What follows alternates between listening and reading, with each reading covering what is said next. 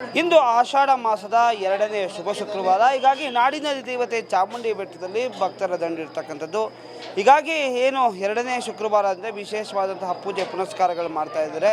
ಈಗ ನೀವು ನೋಡ್ತಾ ಇರ್ಬೋದು, ನಾಡಿನ ದೇವತೆ ಚಾಮುಂಡೇಶ್ವರಿ ಇವತ್ತು ನಾಗಲಕ್ಷ್ಮಿ ಅಲಂಕಾರದಲ್ಲಿ ಕಂಗೊಳಿಸ್ತಾ ಇರ್ತಕ್ಕಂಥದ್ದು.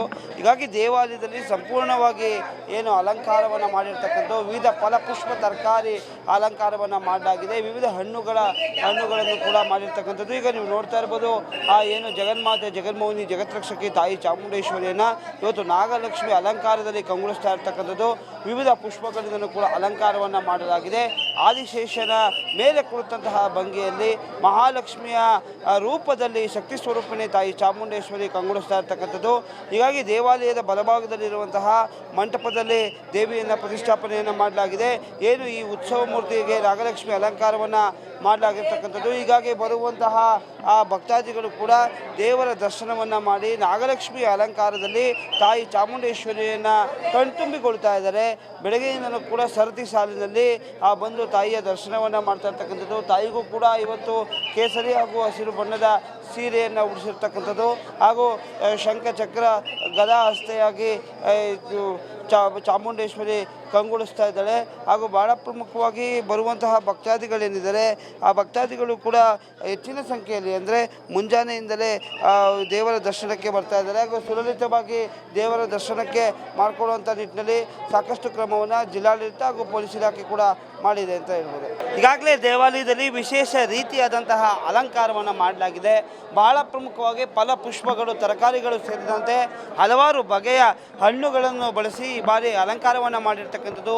ವಿಶೇಷವಾಗಿ ನೀವು ನೋಡ್ತಾ ಇರ್ಬೋದು, ಏನು ಗರ್ಭಗುಡಿ ಪ್ರಾರಂಭ ಏನು ಮಾಡ್ತೀವಿ ಅಥವಾ ಮುಂಭಾಗದಿಂದ ಏನು ಪ್ರವೇಶವನ್ನು ಮಾಡ್ತೇವೆ, ಸಂಪೂರ್ಣವಾಗಿ ಆ ಒಂದು ಪ್ರವೇಶದಿಂದಲೂ ಕೂಡ ಅನೇಕ ಒಂದು ಅಲಂಕಾರವನ್ನು ಕೂಡ ಮಾಡಲಾಗಿದೆ.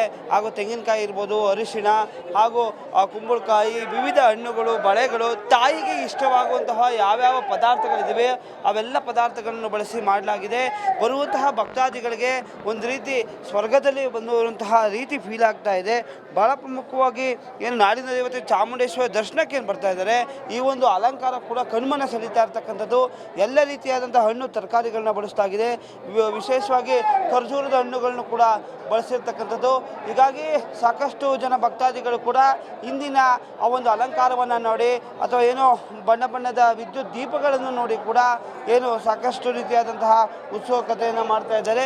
ಹೀಗಾಗಿ ನೇರವಾಗಿ ಗರ್ಭಗುಡಿ ಪ್ರವೇಶವನ್ನು ಮಾಡಬೇಕಾದ್ರೆ ಈ ಒಂದು ಅಲಂಕಾರದ ಒಳಗೆ ಪ್ರವೇಶವನ್ನು ಮಾಡುವಂಥ ರೀತಿಯಲ್ಲೂ ಕೂಡ ಏನು ಮಾಡಲಾಗಿದೆ. ಹಾಗೂ ಏನು ಗರ್ಭಗುಡಿ ಒಳಗೂ ಕೂಡ ವಿವಿಧ ಪುಷ್ಪಗಳಿಂದ ಕೂಡ ಅಲಂಕಾರವನ್ನು ಮಾಡಲಾಗಿದೆ.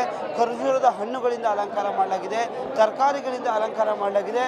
ಹೀಗಾಗಿ ಬರುವಂತಹ ಭಕ್ತಾದಿಗಳಿಗೆ ಒಂದು ರೀತಿಯಾದಂತಹ ಸಂತೋಷಕರವಾದಂತಹ ವಾತಾವರಣವನ್ನು ದೇವಾಲಯ ಮಂಡಳಿ ಭಕ್ತಾದಿಗಳು ಸೃಷ್ಟಿ ಮಾಡಿಕೊಟ್ಟಿದ್ದಾರೆ ಅಂತಲೇ ಹೇಳ್ಬೋದು. ಕ್ಯಾಮ್ರಾಮನ್ ಸತೀಶ್ ಜೊತೆ SS ಮಾತು ನ್ಯೂಸ್ ಕನ್ನಡ, ಮೈಸೂರು.